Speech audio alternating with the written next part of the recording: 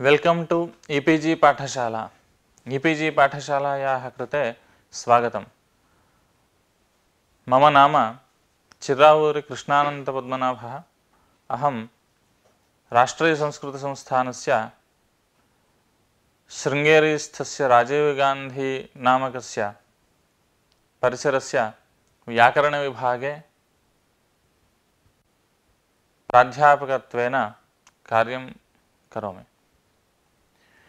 प्रकृते वयं परिभाषेन्दुशेखरे प्रकृतिग्रहणे यङ्लुगन्तस्यापि ग्रहणम् इति विधौ परिभाषोपतिष्ठते नानुवादे इति उपपदविभक्तेः कारकविभक्तिर्बलीयसी इति तिस्रः परिभाषाः विचारयामः।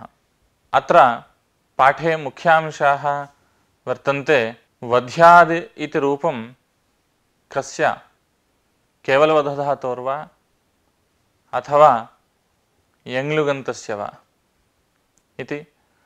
एवं प्रकृतिग्रहणे यङ्लुगन्तस्यापि ग्रहणम् इति परिभाषायाः अर्थः कः इति।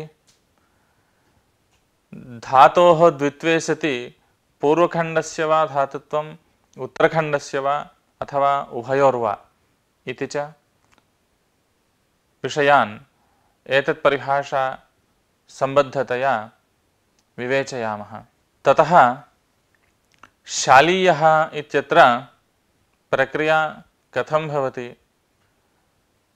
एवं तत्र विधौ परिभाषोपतिष्ठते नानुवादे इति परिभाषा किं मूला, एवं विधीयते इत्यध्याहारमूलकत्वम् अस्याः परिभाषायाः विधौ परिभाषोपतिष्ठते नानुवादे इति परिभाषायाः मूलम् इति। एवं नमस्यति देवान् इत्यत्र अनुपपत्तिः का, द्वितीया भवति वा अथवा चतुर्थी भवति वा इति अत्र मुख्याः अंशाः विचार्यन्ते। पूर्वस्मिन् पाठे अंगवृत्ते पुनर्वृत्तावविधिः, संज्ञापूर्वको विधिः अनित्यं, संज्ञापूर्वको विधेरनित्यत्वम्, आगमशास्त्रमनित्यं, गणकार्यमनित्यम्, अनुदात्तेत्वलक्षणम् आत्मनेपदमनित्यं, नैघटितमनित्यम्, आतिदेशकमनित्यं, सर्वविधिभ्यो लोपविधिः इड्विधिश्च बलवान् इति परिभाषाः विचारिताः। तत्र तत्परिभाषासाध्यानाम् उदाहरणानाम् अभिधानं नास्ति इति भाष्यकारसम्मतिः वर्तते तद्विषये। यतोहि सागरं तर्तुकामः एवं तितीर्षुः इत्यत्र तर्तुमिच्छुः इत्यादि विग्रहकथनं न युज्यते इति तेषां तर्तुकामः इत्यादीनां लोके स्वायम्भुवम् इत्यादीनां च अपप्रयोग एव इति नागेशस्य ग्रन्थकर्तुः आशयः। सम्प्रति वयं तिस्रः परिभाषाः विवेचयामः। प्रकृतिग्रहणे यङ्लुगन्तस्यापि ग्रहणम् इति, एवं विधौ परिभाषोपतिष्ठते नानुवादे इति, ततः उपपदविभक्तेः कारकविभक्तिर्बलीयसी इति। तत्र हनधातोः कर्तरि आशीर्लिङ्गि प्रथमपुरुषैकवचने वध्यात् इति रूपं पुनः पुनः अतिशयेन वा हन्ति इत्यस्मिन्नर्थे हनधातोः धातोरेकाचो हलादेः क्रियासमभिहारे यङ् इति सूत्रेण यङ् प्रत्ययः, एवं यङः यङोचि च इत्यनेन लुक् लट्लकारे जङ्घनीति इति रूपं भवति। अत्र हिंसार्थकः हनधातुः स्वीकृतः। गत्यर्थे तु भावगर्हायामेव यङ् स्यात्। यङः लुक्यपि प्रत्ययलक्षणेन यङन्तत्वमादाय द्वित्वादिकार्याणि प्रवर्तन्ते। ततश्च आशीर्लिङ्लकारे लिङ् प्रकृतेः हन् रूपत्वाभावात् वधादेशः न प्राप्नोति। यतोहि लिङ् प्रकृतिः वर्तते हनधातोः द्वित्वसहितं रूपं जङ्घन् इति। अतः वधादेशस्तु केवलस्य हनधातोरेव विहितः। अतः धातुः अत्र हन् इत्याकारकरूपेण नास्ति। अपि च अस्य धातोः सनाद्यन्ताधातवः इत्यनेन धातुसंज्ञा वर्तते। एवञ्च वधादेशस्य प्राप्तिः नास्ति खलु इत्याशङ्कायाम् इयं परिभाषा आरब्धा प्रकृतिग्रहणे यङ्लुगन्तस्यापि ग्रहणम् इति। सामान्यरूपेण प्रकृतेः ग्रहणे यङ्लुगन्तस्यापि ग्रहणं भवति, अपि न केवलस्य च ग्रहणं भवति इति अस्याः परिभाषायाः अर्थः भवति। प्रकृतेः हनधातोः वधादेशे हन् प्रकृतिग्रहणेन अर्थात् हन् रूप प्रकृतिग्रहणेन यङ्लुगन्तस्यापि जङ्घन् इत्यस्यापि ग्रहणं वर्तते इति हेतोः तत्र जङ्घन् इत्यस्यापि वधादेशे कृते वध्यात् इति रूपं सिद्ध्यति इति। अत्र एकाचो द्वे प्रथमस्य इत्यनेन द्वित्वं क्रियते, षाष्ठद्वित्वं च द्विप्रयोगरूपम् इति सिद्धान्तः कृतः भाष्यकारैः। द्विप्रयोगो दुर्वचनं षाष्ठम् इति। एवञ्च प्रयोगद्वयरूपे समुदाये अर्थात् हन् हन् तस्य जङ्घन् इति समुदाये प्रकृतित्वरूपबोधनेन इयं न्यायसिद्धा वर्तते। एवञ्च द्विप्रयोगरूपत्वात् अतः जुहुधि इत्यपि रूपम् अनया परिभाषया एव सिद्ध्यति। कथमिति चेत् हुधातोः लोटि मध्यमपुरुषैकवचने सिप्रत्यये शेपि श्लौ द्वित्वे सेर्ह्यपिच्च इत्यनेन हिभावे अभ्यासकार्ये च जुहु हि इत्यवस्थायां हुझल्भ्यो हेर्धिः इत्यनेन धिभावे जुहुधि इति रूपम्। होः झलन्तेभ्यश्च हेर्धि स्यात् इति हुझल्भ्यो हेर्धिः इति सूत्रस्य अर्थः। अत्र द्वित्वानन्तरं जुहु इति वर्तते, तस्य हुधातुत्वं यदि न स्यात् तर्हि धिभावो न स्यात्। अतः द्वित्वानन्तरं विशिष्टे धातुत्वं शास्त्रसम्मतम् इति ज्ञायते। अतः अनया परिभाषया एवञ्च अनया परिभाषया विशिष्टे अपि हुधातुत्वम् अस्ति इति कृत्वा तस्मात् परस्य हेः धिभावे जुहुधि इति रूपं भवति इति। किन्तु इयमपि परिभाषा भाष्ये नास्ति। पूर्वोक्ताः परिभाषाः यथा भाष्य असम्मताः वर्तन्ते, भाष्यासम्मताः वर्तन्ते, तथा इयमपि परिभाषा भाष्ये न क्वापि वर्तते। किञ्च प्रसङ्गात् अत्र धातोः द्वित्वस्थले द्वित्वानन्तरं धातुत्वं कस्य भवति इति विचारं कुर्मः। द्विप्रयोगो दुर्वचनं षाष्ठम् इति द्वित्वानन्तरं द्वयोः पृथक् पृथक् धातुत्वबोधनेपि समुदायस्य धातुत्वबोधने प्रमाणं कथं भवति, किं भवति इति ग्रन्थकारस्य आशयः। अर्थात् षाष्ठद्वित्वे समुदाये प्रकृतित्वं नास्ति इत्यत्र दैतेर्दिगिलिटि इति सूत्रस्थं भाष्यं प्रमाणं भवति। अर्थात् प्रत्येकस्मिन् भागे द्वित्वे सति प्रत्येकस्मिन् भागे धातुत्वं भवति चेदपि तद्वित्व समुदाये विशिष्य एकं धातुत्वं मिलित्वा इति यद्धातुत्वं पूर्वम् अभिप्रेतम् अत एव वध्यादिति यङ्लुक्यपि रूपं भवति इति तत्र साधितं, तत् न सम्भवति इति भाष्यप्रामाण्यं दर्शयति ग्रन्थकृत्। यतः तत्र असधातोः लिटि अस्तेर्भूः इत्यनेन भूभावः तथा च बभूव इति रूपं भवति। अस् लिट् इत्यवस्थायां भू आदेशः प्राप्नोति, एवं द्वित्वं प्राप्नोति। किं भवति इत्याशङ्क्य परत्वात् द्वित्वे कृते ततः भूभावः परस्य अस्तेः भवति इत्युक्तम्। अर्थात् द्वित्वानन्तरमेव परस्य अस्तेः भूभावः भवति इति साधितं। यतः द्वित्वानन्तरमपि द्विप्रयोगस्य द्विर्वचनस्य षाष्ठद्वित्वस्य द्विप्रयोगरूपत्वात् प्रत्ययावयवहित कर्तृत्वरूपप्रत्यभिज्ञा द्वितीयखण्डे एव भवति इति कारणेन द्वितीयखण्डस्यैव आदेशः भवति इति भाष्यकृदाशयः। अतः इदानीं द्वितीयखण्डस्य यदि अयं भूभावः भवति तर्हि पूर्वस्य अभ्यासरूपस्य श्रवणं स्यात् इत्याशङ्क्य आर्धधातुके इति विषयसप्तमीमाश्रित्य आर्धधातुकविवक्षायामेव भूभावः प्रवर्तते, तेन न दोषः इति समाहितम्। अस्तु, स च दोषः वारितः यद्यपि, किन्तु एकाचदुर्वचनना न्यायेन विशिष्टस्य धातुत्वं यदि स्यात् तर्हि विशिष्टस्यैव आदेशसिद्धौ दोषः नास्ति इति कृत्वा विषयसप्तमीपर्यन्तानुधावनं भाष्यकाराणाम् असङ्गतं स्यात्।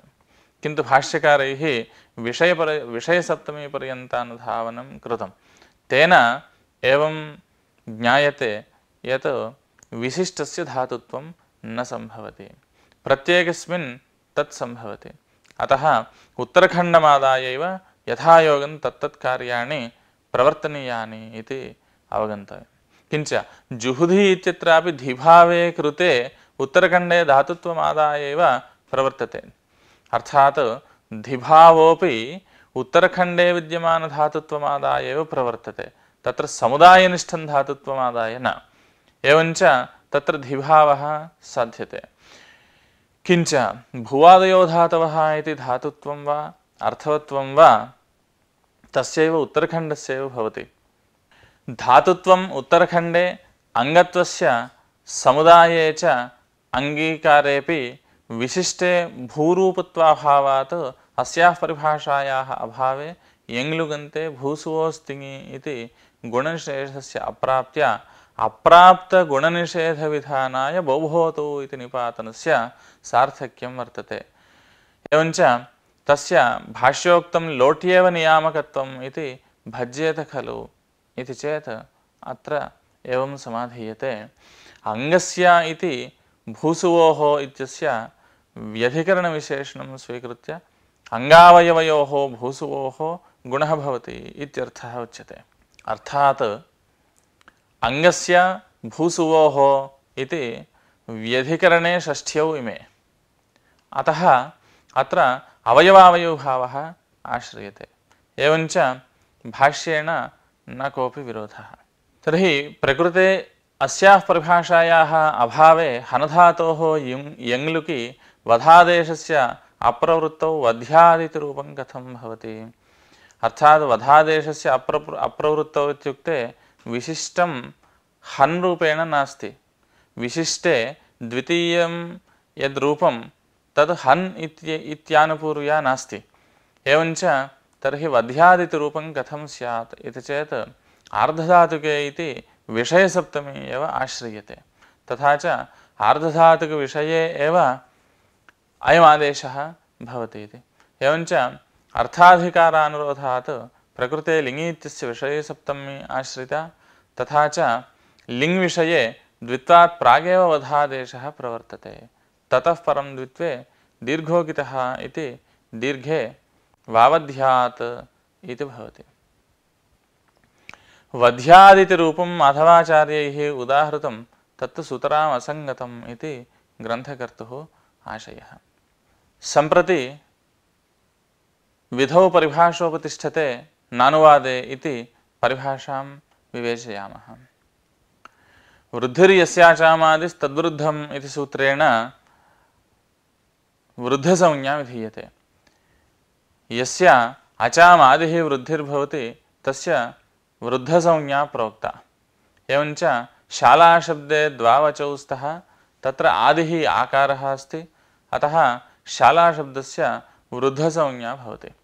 तेन शालायां भवः इत्यर्थे शेषाधिकारे विधीयमानेन वृद्धाच्छः इत्यनेन छप्रत्ययेन शालीयः इति रूपं भवति। छकारस्य आयनेयीनीयः फढघचघां प्रत्ययादीनाम् इत्यनेन ईयादेशे यस्येति च इति आकारलोपे च शालीयः इति रूपम्। अत्र वृद्धिर्यस्याचामादिस्तद्वृद्धम् इति सूत्रे वृद्धिः इति पदं वर्तते, अतः इकोगुणवृद्धि इति सूत्रेण इकः इत्यस्य उपस्थितौ सूत्रार्थः एवं पर्यवस्यति। यस्य अचामादिः इक्स्थानिका वृद्धिः तद्वृद्धम् इति। शालाशब्दे आकारस्य इक्स्थानिकत्वाभावात् तत्र वृद्धसंज्ञा न स्यात्। तर्हि वृद्धत्वाभावे वृद्धाच्छः इत्यनेन छप्रत्ययोऽपि न स्यात्। तथा च शालीयः इति रूपं कथं भवति आशङ्कायाम् इयं परिभाषा आरभ्यते। विधौ परिभाषोपतिष्ठते नानुवादे इति। विधौ परिभाषोपतिष्ठते नानुवादे इति परिभाषायाः अयमर्थः साक्षात् विधेयविशेषणे एव परिभाषा उपतिष्ठते न उद्देश्यविशेषणेषु इति। प्रकृते वृद्धिर्यस्याचामादिस्तद्वृद्धम् इत्यत्र उद्देश्यविशेषणे वृद्धिपदं प्रयुक्तं वर्तते। अत्र विधेयार्थबोधकं पदं वृद्ध इति। यतः वृद्धिसंज्ञावन्तमुद्दिश्य अत्र वृद्धसंज्ञा विधीयते। एवञ्च साक्षात् विधेयविशेषणत्वं नास्ति। अतः अयं दोषः पूर्वोक्तः शालीयादिसिद्धिः न भवति इत्यरूपः वार्यते।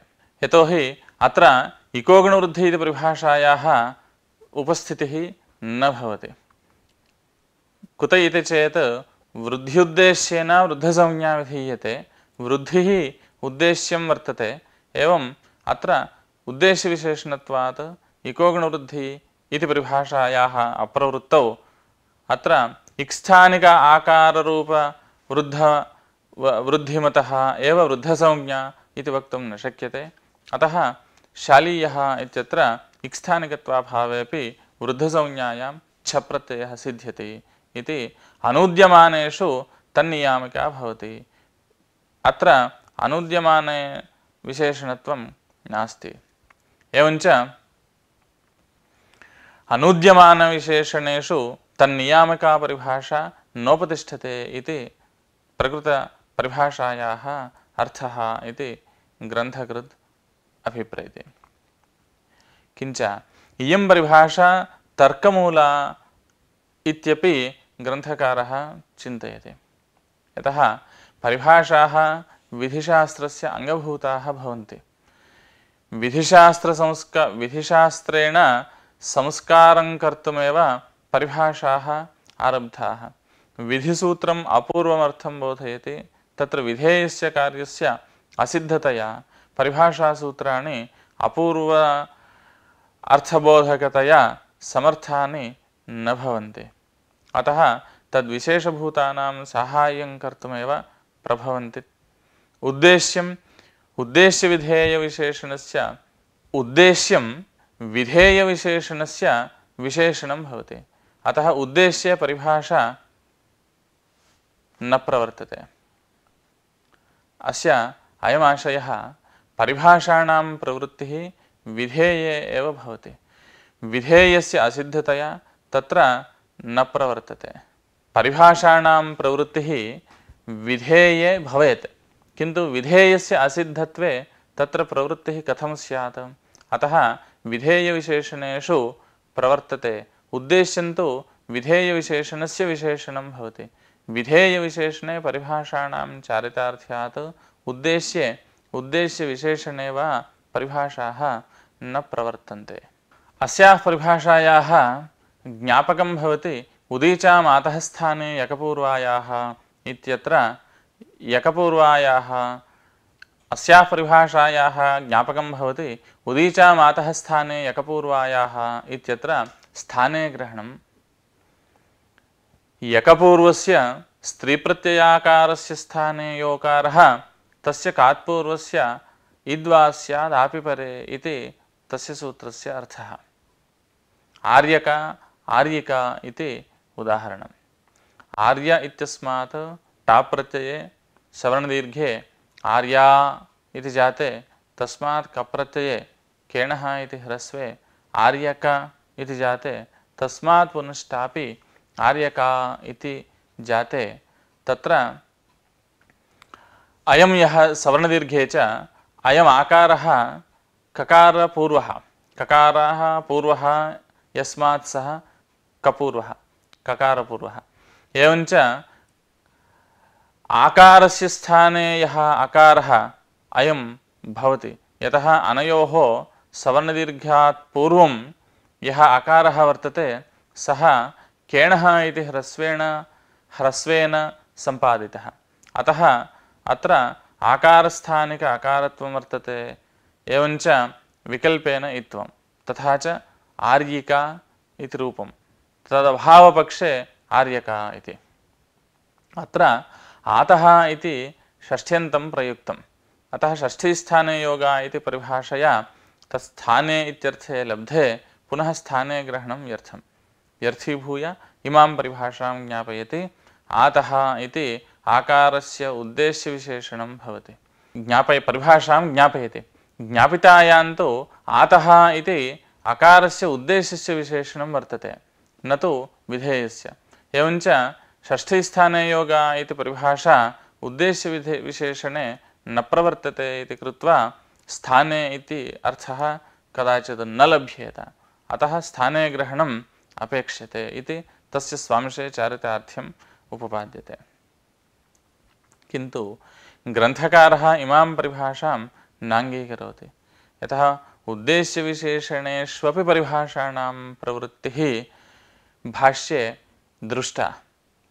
तत् कथमिति चेत् उदात्तस्वरितयोर्यणः स्वरितोनुदात्तस्य इति सूत्रं। तत्र उदात्तस्थाने स्वरितस्य स्थाने यः यण् ततः परस्य अनुदात्तस्य स्वरितः भवति इति तस्य सूत्रस्य अर्थः। उदात्तस्वरितयोः इत्यत्र द्वन्द्वसमासः, एतौ उभौ यणः विशेषणे भवतः, अतः उद्देश्यविशेषणे भवतः। यतः तदुद्दिश्य स्वरः विधीयते। एवञ्च अत्र षष्ठीस्थाने योगा इति परिभाषायाः सञ्चारः कृतः भाष्यकृद्भिः।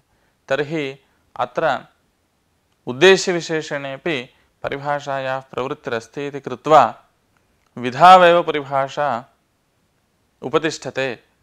उपतिष्ठते इति न प्रवर्तते इति लभ्यते। अतः स्थाने ग्रहणं स्पष्टार्थमेव इति ग्रन्थकृदाशयः। अल्लोपोनः इत्यत्रापि अंगावयव असर्वनामस्थानयजादिस्वादिपरहायः अन् तस्य आकारस्य लोपः स्यात् इति सूत्रार्थः। अत्र भस्या इत्यधिक्रियते। भस्या इति अनः विशेषणम्, अन् इति आकारस्य विशेषणम्, एवञ्च उद्देश्यविशेषणम् अन् इति जातम् अत्रापि। एवञ्च तस्मिन् निर्दिष्टे पूर्वस्य इति परिभाषायाः सञ्चारः अत्रापि कृतः। एवमेव अचोरहाभ्यां द्वे इत्यत्रापि अचः पराभ्यां रेफाकाराभ्यां परस्य यरोद्वे वा स्तः इति तस्य सूत्रार्थः उच्यते। तत्र अत्रापि विशेषणं वर्तते यरः इति विशेषणं रहाभ्याम् इत्यस्य। तर्हि तस्मादित्युत्तरस्य इति परिभाषायाः अत्र सञ्चारः कृतः। अत एव अचः पराभ्यां रेफकाराभ्यां परस्य इत्यत्र अजव्यवहितपराभ्यां रेफकाराभ्यां तदव्यवहितपरस्य यरः द्वित्वम् इत्यर्थः तत्र सिद्धान्ते साधितः। तर्हि यदि इयं परिभाषा स्वीक्रियते तर्हि प्रकृते तथार्थकथनं न सङ्गच्छेत। अतः अनूद्यमानविशेषणेष्वपि परिभाषा क्वचित् प्रवर्तते इत्येव सारः इति ग्रन्थकृदाशयः। किञ्च इयं भाष्यविरुद्धा च भाष्यकारेण क्वापि कण्ठरवेण इयं परिभाषा नोक्ता। स्थानसम्बन्धः न षष्ठीस्थाने योगा इति परिभाषा लभ्यः। भाष्यकारैः तत्रैव उक्तं स्थानसम्बन्धबोधनार्थम् उदीचाम्। इयं भाष्यविरुद्धा भाष्यकारेण इयं परिभाषा क्वापि कण्ठरवेण नोक्ता। स्थानसम्बन्धः न षष्ठीस्थाने योगा इति परिभाषा लभ्यः। यतः अत्र स्थानसम्बन्धबोधनार्थम् उदीचामातः स्थाने एकपूर्वायाः इति सूत्रे स्थाने ग्रहणं कर्तव्यम् इति कृतम्। अपि च सति प्रयोजने ज्ञापकत्वं न सङ्गच्छते। वैयर्थ्यमुक्त्वा ज्ञापकत्वकथनं न सङ्गच्छते। स्थानसम्बन्धबोधनार्थम् उदीचामातः स्थाने एकपूर्वायाः इति सूत्रे स्थाने ग्रहणं कर्तव्यमेव इति। स्थानसम्बन्धः न षष्ठीस्थानयोगा इति परिभाषया न लभ्यते। अतः प्रयोजनसत्वात् ज्ञापकत्वं न सङ्गच्छते इति। किञ्च स्थाने ग्रहणस्य परिभाषा ज्ञापकत्वं भाष्ये नोक्तं न खण्डितं च। अतः स्थाने ग्रहणं स्पष्टार्थमेव इति फलति। किञ्च तर्कमूलकतया इयं परिभाषा उत्पन्ना इति आग्रहश्चेत् तदानीं क्वचिद् अङ्गीकारेपि न क्षतिः। यथा इको गुणवृद्धिः अचश्च इति परिभाषाद्वयविषये इयं परिभाषा अङ्गीक्रियते। अर्थात् तत्र विधीयते इति पदाध्याहारेण विधौ परिभाषोपतिष्ठते नानुवादे इति इयं परिभाषा तत्सूत्रद्वयविषयकतया अङ्गीक्रियते। अतः गुणवृद्धिशब्दोच्चारणपूर्वकं गुणवृद्धिविधानं यत्र तत्र इकः इति षष्ठ्यन्तं पदम् उपतिष्ठते इति, एवं ह्रस्वदीर्घप्लुतशब्दैः यत्र अज् विधीयते तत्र अचः इति षष्ठ्यन्तं पदम् उपतिष्ठते इति अर्थः अस्य सूत्रद्वयस्य उच्यते। तत्र विधीयते इत्यध्याहारमूलकत्वेन इयं परिभाषा सिद्धा। एवञ्च अनुवादविशेषणेषु इको गुणवृद्धिः इति परिभाषा न प्रवर्तते इति फलते। एवञ्च शालीयः इत्यादीनि रूपाणि सिद्ध्यन्ते। प्रकृते उपपदविभक्तेः कारकविभक्तिर्बलीयसी इति परिभाषायाः विचारं कुर्मः। देवान् नमस्यति इत्यत्र देवेभ्यः नमस्करोति, देवान् नमस्करोति इति प्रयोगः कः कर्तव्यः? एवं नमस्यति देवान्, नमस्यति देवेभ्यः इत्यत्र कीदृशः प्रयोगः साधुः इति विवेचयामः। अत्र देवान् नमस्करोति इत्यत्र नमस् इति अव्ययपूर्वककृधातोः कर्तरि लट्, एवञ्च नमस्करोति इति तिङन्तं पदं। तादृशतिङन्तप्रयोगे देवशब्दस्य का विभक्तिः सिद्ध्यति इति जिज्ञासायां कर्तरीप्सिततमं कर्म इत्यनेन कर्मसंज्ञा विधीयते।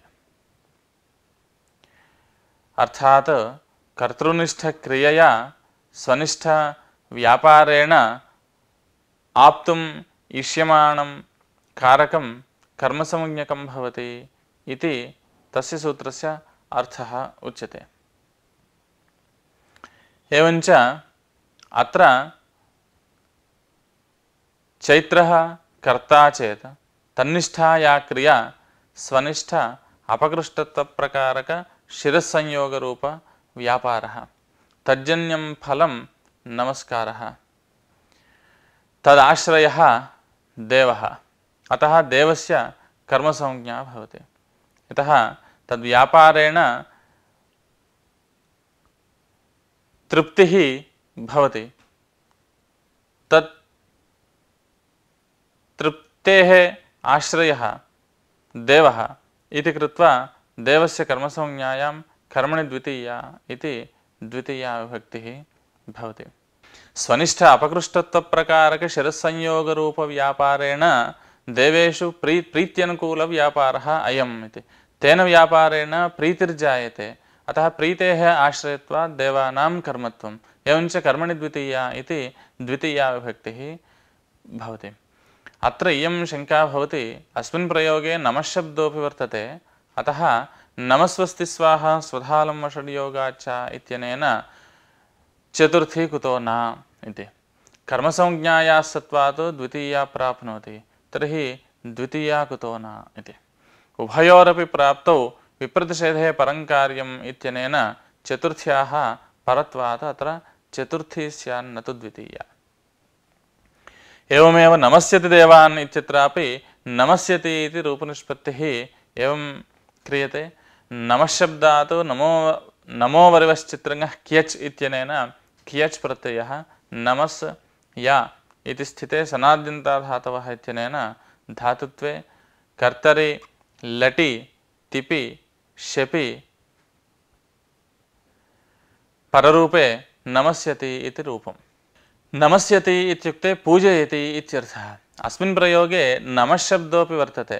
एवञ्च नमःशब्दप्रयोगात् द्वितीया वा अथवा नमःशब्दप्रयोगात् चतुर्थी वा अथवा द्वितीया वा इति चेत् एवं परत्वात् चतुर्थी प्राप्नोति। तदानीम् इयं परिभाषा आरब्धा उपपदविभक्तेः कारकविभक्तिर्बलीयसी इति।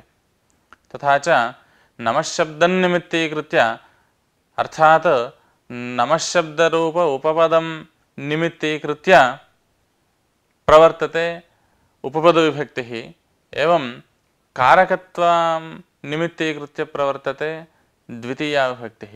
उपपदविभक्तेः कारकविभक्तेः बलवत्वात् अत्र देवान् नमस्यति इत्येव प्रयोगः। एवं नमस्करोति देवान् इत्येव प्रयोगः इति साध्यते। उच्चारितं पदम् उपपदं भवति। तदर्थिका या विभक्तिः सा उपपदविभक्तिः इति अर्थः अवगन्तव्यः। एवञ्च समीपस्थं पदम् आदाय क्रियमाणा विभक्तिः उपपदविभक्तिः इति फलति। कारकत्वं नाम क्रियाजनकत्वम् इति। तदर्थिका विभक्तिः अर्थात् क्रियाजनकत्वरूपः अर्थः यस्याः विभक्तेः वर्तते सा विभक्तिः कारकविभक्तिः इति। एवञ्च अनयोर्द्वयोर्मध्ये कारकविभक्तेः बलवत्वं बोध्यते। तथा च देवान् नमस्करोति देवान् नमस्यति इत्यत्र उभयत्रापि द्वितीयैव भवति। एषा वाचनिकी भवति। तत् कथमिति चेत् आदौ कारकत्वं नाम किम् इति चिन्तयामः। क्रियान्वयित्वं कारकत्वम् इति प्राचीनानाम् आशयः। एवञ्च क्रियान्वयित्वार्थिका विभक्तिः कारकविभक्तिः इति वक्तव्यम्।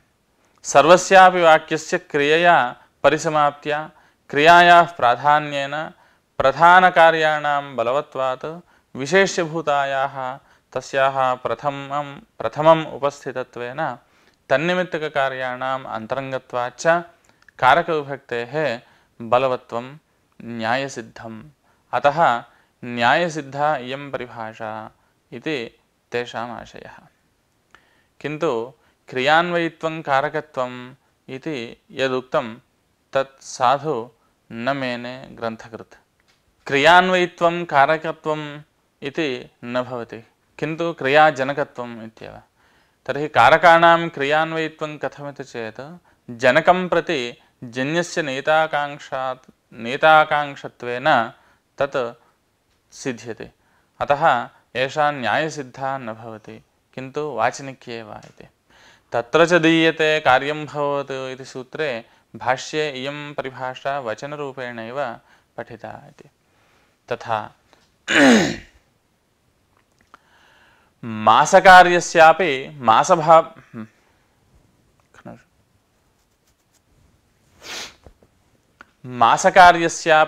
मासभवत्वात् शरदि कार्यम् इत्यत्रापि तत्र भवः इत्यनेन अणिशारदम् इति रूपं सिद्ध्यते। सूत्रे कार्यग्रहणम् अनर्थकम्। अतः वार्तिककारेण कार्यग्रहणम् अनर्थकं भवेन कृतार्थत्वात् इत्युक्तम्। अर्थात् कार्यग्रहणं प्रत्याख्यातं, कार्यग्रहणमेव भवान् प्रत्याचष्टे न पुनर्दीयते ग्रहणमपि इति भाष्यकारेण उक्तं। यथा यन्मासे कार्यं तन्मासे भवं भवति, एवं यदपि यन्मासे दीयते तदपि मासे भवं भवति। एवञ्च मासे भवः भवति, एवञ्च तत्रापि तत्र भवः इत्येव सिद्धम् इत्याशङ्क्य ततो न सिद्ध्यति। नैतन्मासे दीयते किं तर्हि मासे गते, एवञ्च औपश्लेषिकमधिकरणं विज्ञास्यते इति शङ्कासमाधानाभ्यां दीयते ग्रहणमपि प्रत्याख्यातं भाष्यकृता। तत्र व्याख्यानावसरे कयटेन एवम् उक्तं मासे दीयते इति न मासे दीयते इति नैषा अधिकरणसप्तमी किं तर्हि यस्य च भावेन भावलक्षणं तत्र भवः इति अधिकरणसप्तमी आश्रिता उपपदविभक्तेः कारकविभक्तिः बलीयसी इति न्यायात्। यह तु अतिदेशसामर्थ्यात् भावलक्षणसप्तमी परिगृहः इति कैयटः उक्तवान्। तेन एवं ज्ञायते यत् मासे दीयते इत्यत्र तत्र भवत्वरूपः अर्थः न सम्भवति इति। क्रियाजनकत्वं कारकत्वम् इति स्वीकारादेव प्रथमायाः अपि कारकत्वव्यवहारः भाष्यादिषु कृतः सङ्गच्छते। यतोहि सहयुक्ते प्रधाने इति सूत्रेण सहार्थेन योगे अप्रधाने तृतीया विहिता, अप्रधानवाचकात् तृतीया विहिता। पुत्रेण सह आगतः पिता इति उदाहरणं। तत्र पितापुत्रयोः उभयोरपि आगमनक्रियायां तु अन्वयः अस्ति, किन्तु पिता प्रधानः पुत्रः अप्रधानः, अतः अप्रधाने पुत्रवाचकात् तृतीया भवति। प्रधानार्थबोधकपितृवाचकपदात् प्रथमा भवति। तर्हि अनयोः कथं प्राधान्याप्राधान्यभावः इत्युक्ते तत्र सूत्रे इति चेत् न केवल क्रिया अन्वययोगमात्रेण, किन्तु तत्र प्रथमान्तार्थस्य साक्षात् क्रियायाम् अन्वयः उच्यते। क्रियाजनकत्वं कारकत्वम् इति स्वीकारः कर्तव्यः। यतः प्रथमायाः अपि कारकत्वव्यवहारः भाष्यकारैः कृतः सङ्गच्छते। किञ्च उपपदकारकविभक्त्योः अन्तरङ्गबहिरङ्गभावः न युज्यते। यतः प्रधानीभूतक्रियायाः सम्बन्धनिमित्तककार्यत्वेन कारकविभक्तीनां बलवत्वं भवति इति ये वदन्ति तेषां कथनम् इति ग्रन्थकारः अभिप्रेते। अर्थात् प्रधानीभूतक्रियायाः सम्बन्धनिमित्तककार्यत्वेन कारकविभक्तीनां बलवत्वं भवति इति केचन अभिप्रयन्ति। तेषां मतम् अयुक्तम् इति। यतः यस्य च भावेन भावलक्षणम् इति विहितसप्तम्याः अपि क्रियान्वयित्वं वाक्यपदीये प्रतिपादितं वर्तते। यथा गोषु दुह्यमानासु गतः इत्यत्र सत्सप्तमी भवति, एवं कूपे जलम् इत्यत्र अधिकरणसप्तमी भवति। उभयोः क्रियासम्बन्धनिमित्तकत्वं तु समानमेव। अतः अनेन न्यायेन अन्यतरस्य बलवत्वकथनं कथं सङ्गच्छते इति। तत्र च दीयते कार्यं भववत् इति भाष्यस्य एवं व्याख्या क्रियते। मासे दीयते इत्यत्र दानक्रियासम्बन्धः उभयसाधारणः। एवं अधिकरणसप्तमी निमित्तभूतक्रियाकारकसम्बन्धस्य शीघ्रम् उपस्थितिर्भवति। यतः क्रियाजनकः यः भवति तस्य शीघ्रम् उपस्थितिर्भवति, अतः तस्य अन्तरङ्गत्वं। भावलक्षणसप्तमी निमित्तभूतज्ञाप्यज्ञापकभावरूपस्य तु क्रियाकारकसम्बन्धमूलकत्वात् विलम्बेन उपस्थितिर्भवति। अतः तस्य अर्थात् यस्य च भावेन भावलक्षणम् इत्यनेन यत्र सप्तमी विधीयते तस्याः बहिरङ्गत्वम् इति केषाञ्चन आशयः। ज्ञापनक्रियासम्बन्धमन्तरेण सम्बन्धिनः ज्ञाप्यज्ञापकभावः न सम्भवति खलु। अतः अन्तरङ्गत्वादेव कारकविभक्तेः बलवत्वं सिद्ध्यति। अन्तरङ्गन्यायमूलकत्वमेव अस्याः वक्तुं न्याय्यम् इति तेषाम् आशयः। एतावता वाचनिकत्वं मास्तु इति तदाशयः फलति। नमो वर्गश्चित्रङ्गः क्यच् इति सूत्रभाष्ये नमस्यति देवान् इत्यत्र चतुर्थी वारणाय भाष्ये एषा उपन्यस्ता वर्तते। देवान् नमस्यति इत्यत्र धात्वर्थ उपपदार्थाभ्यां देवानां क्रियाकारकभावसम्बन्धेनैव अन्वयेन अन्तरङ्गबहिरङ्गभावः तत्र नाश्रितः। यदि अन्तरङ्गबहिरङ्गभावेनैव वारणं शक्यते तर्हि